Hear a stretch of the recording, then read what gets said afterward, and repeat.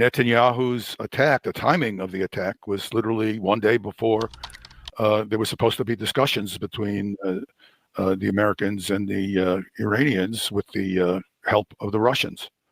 So this guy needs to be stopped. And the way to stop him, just stop sending Israel munitions, period. Just stop.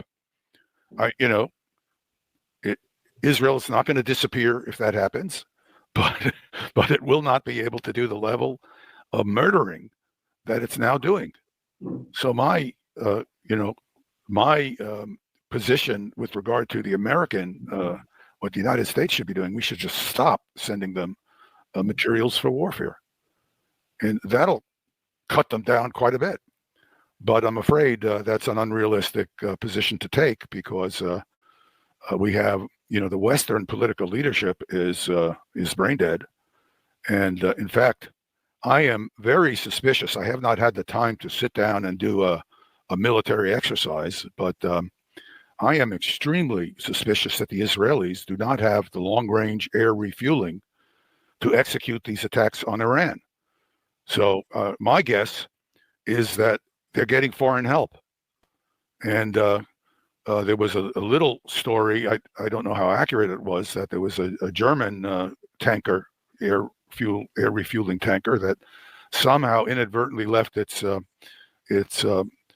what's called the IFF beacon on, and it inadvertently got identified as a German tanker, which is not out of the question given this Merz, the leader in Germany. He's so out of his mind, wanting war with everybody, as far as I can tell.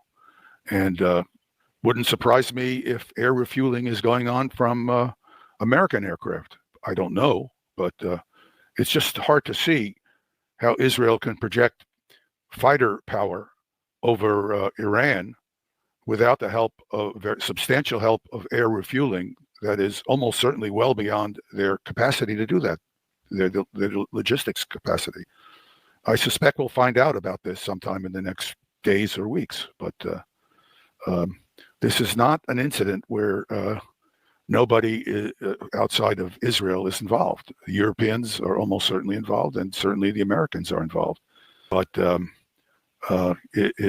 it's out of control, and it's out of control because the leadership from the outside has not played a role that they're obligated to play. Someone's got to stop this. Trump is the one who has to stop this, because he's the one who's feeding all these resources to the Israelis. Other countries are feeding support of one kind or another. Western European countries is my guess, but they're not as critical as the United States. The United States has a tremendous amount of material that it's providing to Israel. Incidentally, I think this is also having, it's a death knell. It's an additional death knell, I should say, an added death knell for Ukraine, because they're also consuming large amounts of material from the United States and Western Europe.